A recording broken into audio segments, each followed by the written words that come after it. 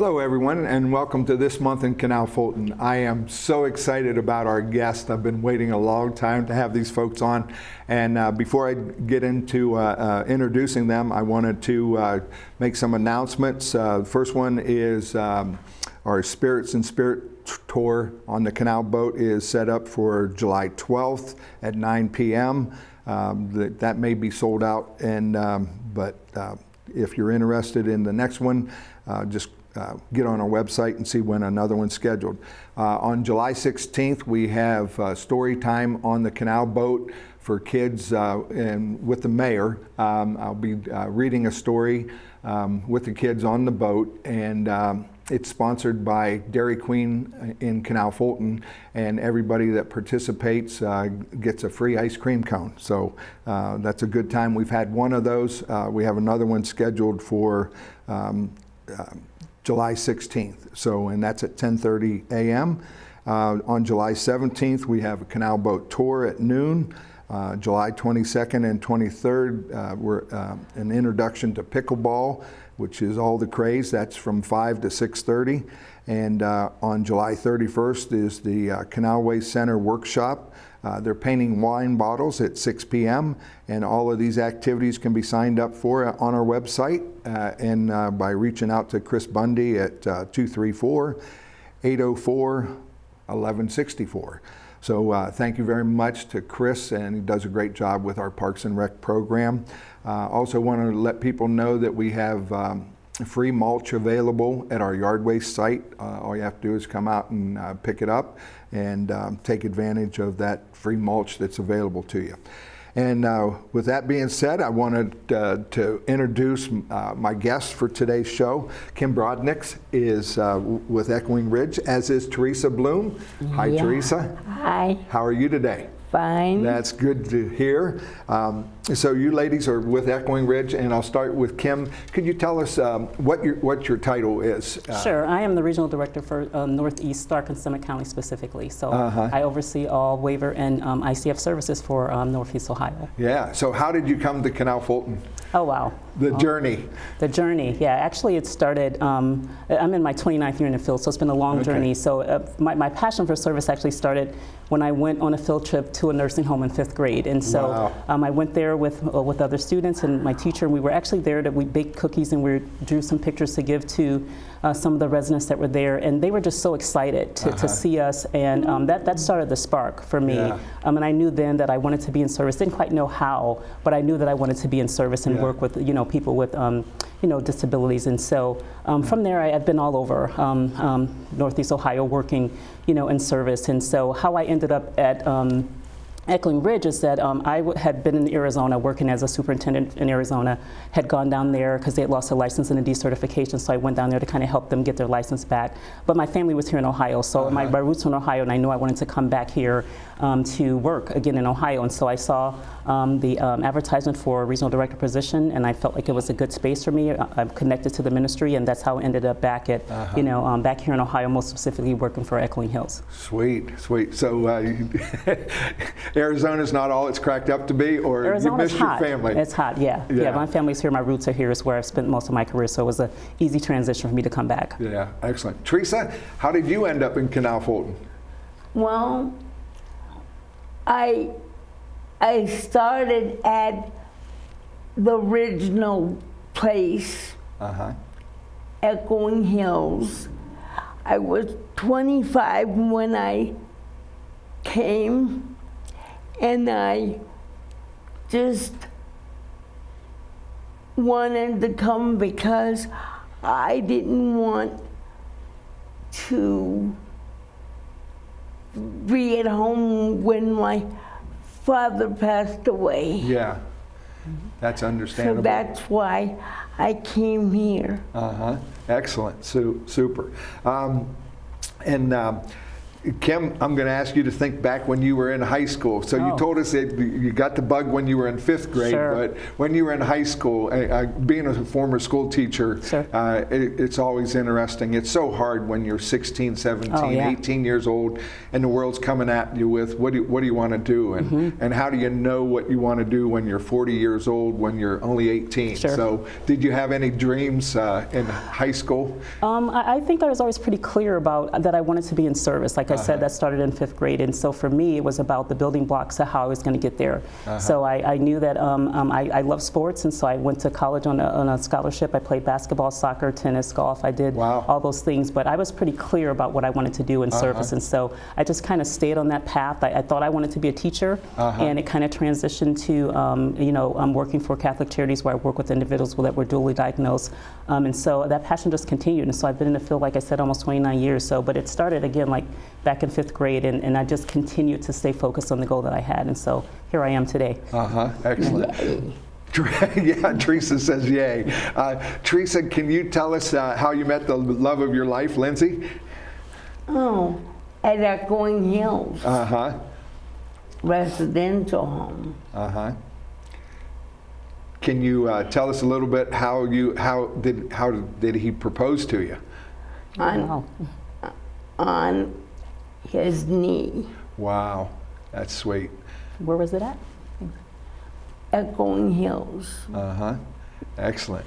So then, Kim, what's your degree in when you went to college? Business. Went to school on the business, to get a degree in business, and so I'm actually getting ready to go back to school for my MBA. So I'll be starting in the fall in September. Really excited about that process and what that will mean for the continued progression of my career. So again, I thought I was going to be a teacher and started out a little bit in education, but transitioned to business, and that's where my focus continues to be. Yeah. All right. Can you tell us a little bit about your responsibilities at Echoing Ridge? Oh, there's many. Did you make a list? Yeah, well, sort of.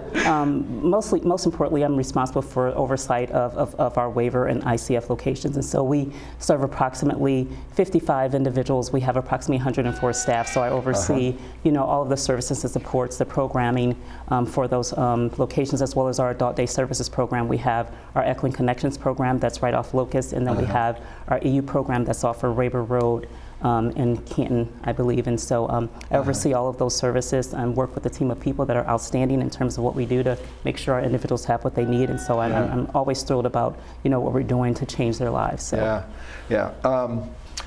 Teresa, what are some of the activities you're involved in with at Echoing Ridge? Not really any of them, but the main thing I like about activities is like going swimming. We have a pool, but it's shut down. And I just like to exercise. Great. And all that stuff. Yeah. Is the pool shut down for repairs? I guess. Okay. All righty.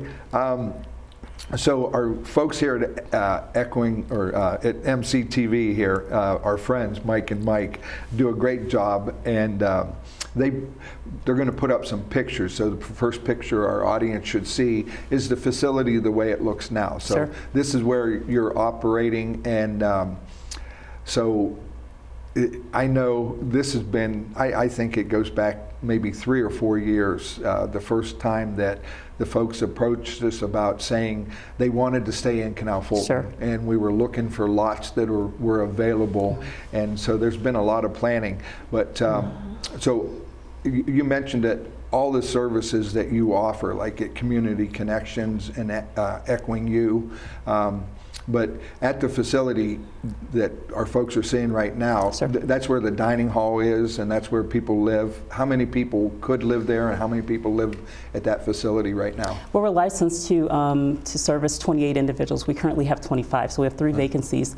And all of our individuals there, some of them attend, like I said, our adult day services program. Some of them some of them are retired, and some of them just, have activities that we provide to them in the home. But all of the services that we, from recreational, community integration is significantly important to us to get the individuals out into the community, Yeah. specifically out into Canal Fulton, where they have an opportunity to have the things just like you and I have, to go to restaurants, to go skating, to go to the mall, Yeah. to go to the grocery store. We want to keep them connected to the community. So those are all the things that we offer for our individuals that are currently at Echoing Ridge. Yeah, I know.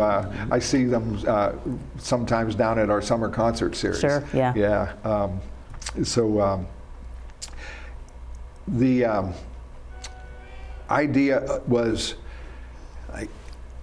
to get them even more integrated into the community Sure. by being in residential units. So the first one we're going to talk about is Teresa's future home, which is on Waterside. Waterside. Have you been over there to look at it yet, Teresa? Yes. Uh-huh. You've driven by? Once. Once you've driven by. Have you been in to see the inside?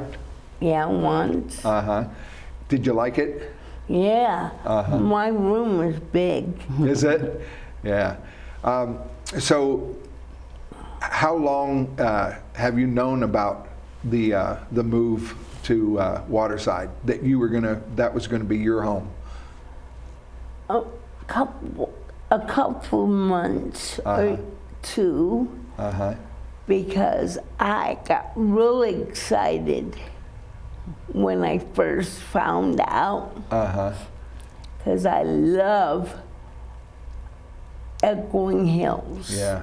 And you're going to be over there on Waterside, which is really close to downtown, so going Yeah. to see the parades. We have 3 different parades throughout the course of the year, so you know, you'll be right downtown. I used to live on Heritage, which is 1 street over from Waterside, so that's what my wife and I loved living. When we lived there, we could walk to everything. Sure. We walked to church on Sunday. We even walked down and got our mail, because it was in a mailbox. So just great to hear, Teresa, that you're getting a new home. That's really fantastic. I'm happy too. Yeah, we're happy for you. All right, the next one we want to talk a little bit about is the the Beverly location. Sure.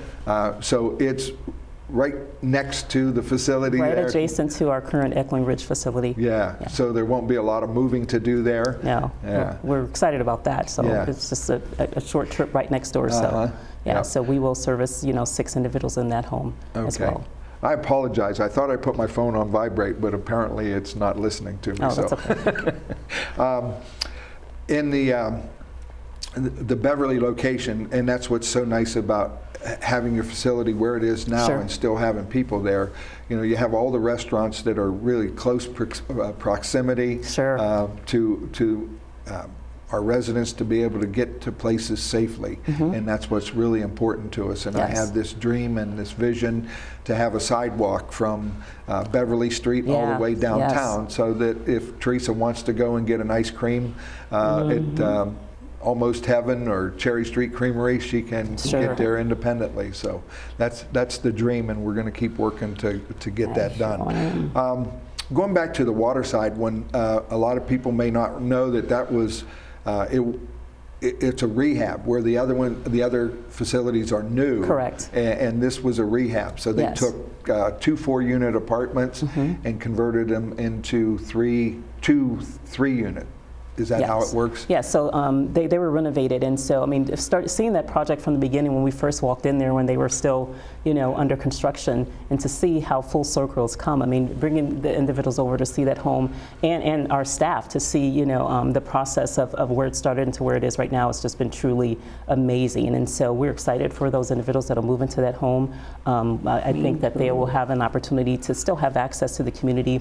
We like the location that it's in because it's still around, other apartment complexes. There's lots of people, so they'll have an opportunity to socialize and interact with people in the community. It's just going to be great for them, and I couldn't be more excited about that. Teresa, you'll be able to go up there to Don Brand's Pizza and get a pizza. Yeah. Oh, yeah. You like their pizza up there? Yeah, fantastic. And there are banks close by, so they can do their banking. Sure. It's just so exciting. And then the last facility is on Locust Street. So there's 2 houses on that Correct. one We parcel. call that Locust North and Locust South. Yeah, okay. So the one in back is what we call Locust South, and the one in front is Locust North. Yes. So they'll have a picture. Hopefully my pictures came out. tell us a little bit about what's going to happen at the Locust North one, because it has a walkout lower level. Yes, and that is where our corporate office will be. So I will be stationed out of there as administrator. We'll have all of our administrative team there. We'll do our conferences there. We'll run our orientations out of that location. So we're just really excited about the fact that we're right, in the midst of it all. We'll have an opportunity to stay connected to the community. We're excited about the position of that home. It's right next to the Canal Fulton Plaza, and then right next to the Canal Fulton Church, who we fellowship with before. So we're excited about the opportunity to join that sector and have access to things in the community that we wouldn't have had access to before. So we're just, I couldn't tell you how excited we are. The individuals are excited. Teresa, even though she's at Waterside, they will have an opportunity to come over and visit these other locations too. They're all within a 5-mile radius of each other. Right. So we're really excited about the individuals' opportunity to continue to interact and engage with each other and socialize with each other, as well as our staff. So that's really exciting for us. Yeah, and you mentioned a missional goal you had in life to, be on mission for God. Oh, absolutely. Yeah, so when did really did you come to faith as a young person? Or? Absolutely. I've been. My faith has been important to me. I grew up in the church probably since I was about 3 or 4 years old. With my mother and my grandmother. Talking to me about the importance of having Christ in your life and the love for Jesus Christ. And so I've just really, that's always been a part of who I am. Is that my faith is really important to me, and being able to be a part of Echoing Hills, where you're able to freely exercise your experience with Christ, and we offer that to our individuals, and they know that they have an opportunity to know and experience Jesus Christ, and it really gives them the ability to pray with us, to worship with us, to fellowship with us and other churches, and really Echoing Hills presents that in a way that no other company that I've worked for has. So I couldn't be more excited about the opportunity to just continue in my faith as well. Teresa and I talk a lot about that, so we're just really thrilled to be to have an opportunity to be a part of a mission that is Echoing Hills. Fantastic. Teresa, can you tell us a little bit about your faith journey? Well, I go to my Catholic sometimes, but since I moved out here with my sister and everybody else, I try to get my faith really in the groove, because my sister wants me to go to her church sometimes. And I guess this Sunday I'm trying to go to Catholic church.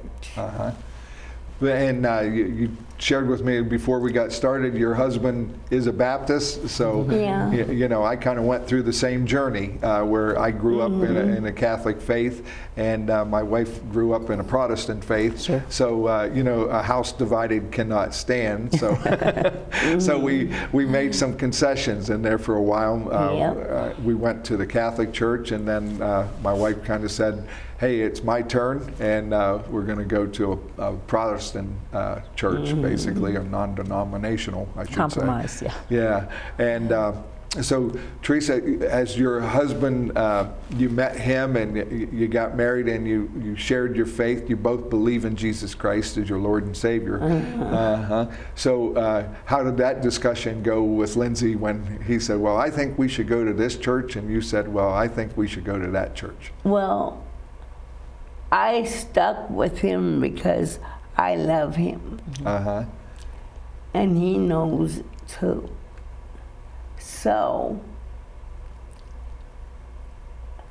but I'm still itching to go to my Catholic church with my sister. Yeah, and it's hard. I know for me, I went to both, for a while. I went to both services. I'd get up and go. That's part of that tradition of the Catholic faith. Is, it's a kind of like a ritual, the Mass and everything like that. So that's the part that you miss, Teresa, is like the pomp and circumstance and the priest in a, I don't know what they call it, garment.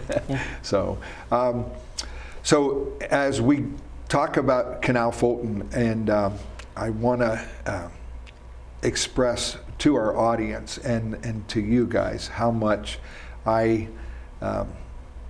appreciate having Echoing Ridge as part of our business community, Sure. but more importantly, how much I appreciate having them as part of our residential community. And so I want to talk a little bit about an organization. And Kim, I know you've sent some representatives to, we finally came up with a name for it, because it was called the Commission on Disabilities. And when we had that organization formed before, we had regular meetings, and then COVID kind of knocked us out of a loop, and some of the people who were involved in it moved away. But we got it started back up again, and it's called Canal Fulton Connected. And I know you send some folks there Sure. To attend our meetings on a regular basis. But our goal is to make sure that everybody that lives in Canal Fulton, not just based on disabilities, but even just elderly, because we have such a large elderly population, Sure. you know, that everybody feels like they are connected to Canal Fulton. And so what we're trying to do is identify everybody in the community to make sure that they have somebody to reach out to say, I want to go on a canal boat ride. Sure. I want to go to the summer concert series. I want to go to the Old Canal Days parade. Teresa, is there any place that you want to go in Canal Fulton that right now you feel limited to not to be able to go? I'm a newcomer from a long time ago, but I like the way that you guys turned out, because I enjoy everything that everybody does for me. Because that's what you're offering, that we're trying to do also, and we want to make sure that absolutely nobody falls through the cracks and feels like there's not somebody that they can reach out to and say, hey, I want to go to the parade. And the community's just been great. I mean, they've been so welcoming and so warm to our individuals. We've been there, I believe, since early 1983 when the Ridge opened. And the individuals know that the community is theirs. They have access to it. And everybody in the community is always so welcoming, so kind to our individuals. We couldn't be more thrilled. And even Mayor Schultz, I remember you coming down when I first came to Echoing Hills and introducing yourself to me. The community has always been supportive of what we do. And we, as we begin this new project, they've been, asking questions. They've been engaged. They've been excited, as we are, about the new opportunity for these individuals to live in these smaller homes where we know they have the best opportunities for, independence and self-determination. The community's just embraced that, and so we couldn't be more thrilled for the support that we've been shown. Yeah, fantastic. One of the other things that you just piqued my curiosity about is Cordell Brown. Teresa, you know Cordell, have you met him? He's kind of a legend, right? Yeah. How did you meet him? And that's how my dad called Cordell Brown before he died. Because I said to Dad, I wasn't gonna live at home when you die. Because I was determined to move along. Right. Like the rest of my siblings, because a lot of people didn't know my disability really mattered, because I was born in 1960 and my dad was determined to keep me going. My dad is very important to me. Sure. Yeah. And even if he's gone, he's still in here. Amen. So when your dad reached out to Cordell, because Cordell was really the founder of Echoing Hills, right? Yeah. So your dad knew Cordell, or just looked him up and called him and said? He looked him up. And he said, you know what, when I pass away, I want to make sure that my daughter, Teresa, is cared for. And, Yeah. And so when did you meet Cordell for the first time? When I was 25. So that was 1985, and the Echoing Hills opened up in 1983. Is that what you said, Kim? Ridge. Echoing Ridge, yeah. okay, opened up. I'm trying to think. I apologize because I know I've talked to Cordell several times, and he told me, you know, how it started out, and he's told his story at our Chamber of Commerce meetings and things like that, and it's fascinating. I apologize for not knowing the year that he actually got started. So, been approximately 55 years ago.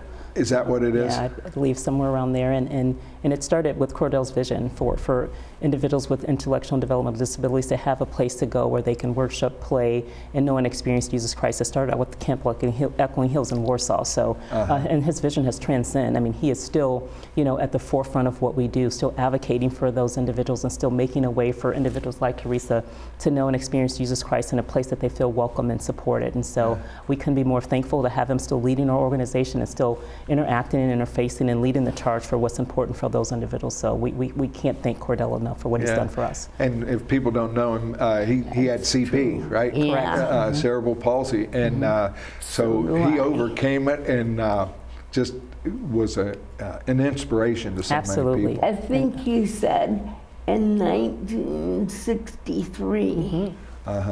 Good job, Teresa. Yeah. So that is fantastic. Is there anything else you want to share before we turn it over here? And I'm just excited. You are, Teresa, and I want to tell you, you know, you've been a trooper because these lights are really bright. And Kim, for you to, you know, step out of your comfort zone, you know, because I get it from all of our employees. You know, sometimes I don't respect them enough for being willing to step out of their comfort zone and come on TV. And to me, it's the easiest thing in the world because we're just having a conversation like we would normally. But for Teresa, when those lights are pounding in your eyes, you're doing great. So I want to make sure you tell everybody after they see the show how bright the lights were, right? Real bright. Yes, they are. But you've done a great job, and Kim, thank you. I hope so. And just praise God for the work that you do in Absolutely, Canal Fulton. and thank you, Mayor Schultz. Thank you for the invitation. Thank you for the opportunity for both Teresa and I to come here and to talk to the community about what we're so excited about in the community integration. So we just appreciate, again, the support that you guys afforded us, and I'm sure we'll be talking again soon. All righty. Anything from you, Teresa, last word? I'm glad to be here. And we're glad to have you here. So we love having you folks in Canal Fulton. So just want to let everybody know that the light project downtown, we should be finishing that up. I know we put up some decorative lights across the street, and we're working on getting up that last light pole, and we'll finish that project up this summer. And just want to thank our street department for all their work they did with turning more streets that used to be chip and seal into asphalt streets. If you live in, I think we did 9 streets this year in town, and that's our goal.